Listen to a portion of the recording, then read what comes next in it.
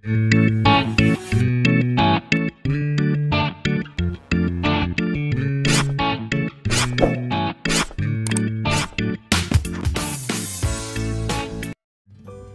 Yakub alaihissalam sangat sedih mendengar kabar dari saudara-saudara Yusuf itu, sehingga beliau tidak berhenti menangis sampai kedua matanya menjadi buta.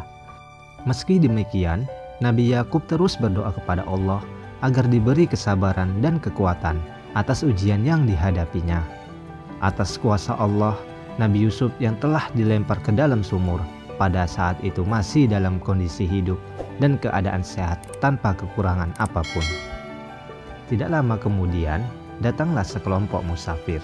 Ketika hendak mengambil air, mereka pun menemukan Yusuf di dalamnya. Mereka pun menyelamatkannya dan menyembunyikan Yusuf sebagai barang dagangan dan akan menjualnya di negeri Mesir.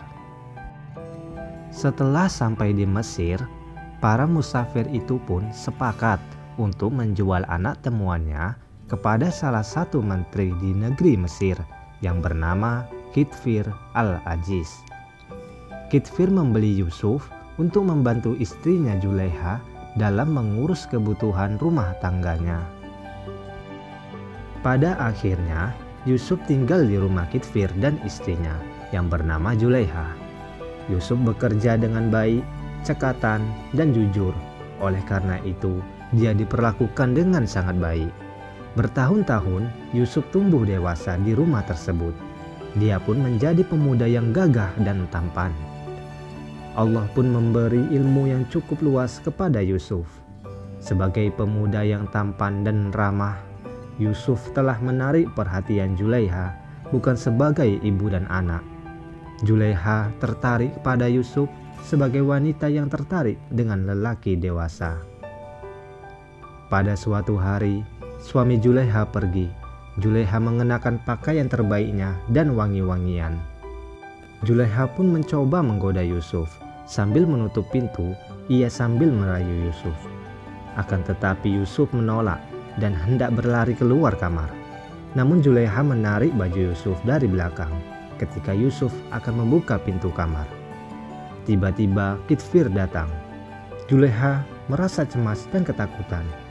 Untuk membela dirinya, Zulaiha menuduh Yusuf telah berbuat buruk kepadanya. Zulaiha segera menghampiri suaminya dan berkata, "Yusuf hendak memaksaku melakukan perbuatan mesum." "Tidak," sahut Yusuf. "Dialah yang memaksa saya untuk melakukan perbuatan keji itu." Terjadilah kejadian saling tuduh-menuduh. Di saat bersamaan, datanglah tetangga dekat sekaligus sebagai penengah. Berkatalah tetangga itu, "Kita lihat saja, jika baju Yusuf robek di bagian depan, berarti dia hendak memaksa Zulaiha berbuat mesum. Tapi jika bajunya robek di bagian belakang, itu pertanda bahwa Zulaiha yang memaksa Yusuf berbuat maksiat." Kitfir lalu memeriksa baju Yusuf, dan ternyata baju Yusuf robek di bagian belakang. Ternyata istrinya lah sendiri yang telah berbuat salah. Kitfir lalu menghampiri Yusuf untuk meminta maaf dan berkata, "Rahasiakanlah peristiwa ini, jangan sampai ada orang yang tahu." Lalu Kitfir pun menghampiri Zulaiha dengan perasaan yang amat kecewa, dan berkatalah ia kepada Zulaiha, "Dan kamu Zulaiha, mohonlah ampun kepada Tuhanmu atas dosa yang telah kau lakukan. Bertaubatlah kepadanya dengan taubat yang sebenarnya." Walaupun berusaha untuk dirahasiakan, peristiwa itu tersebar juga di mana-mana.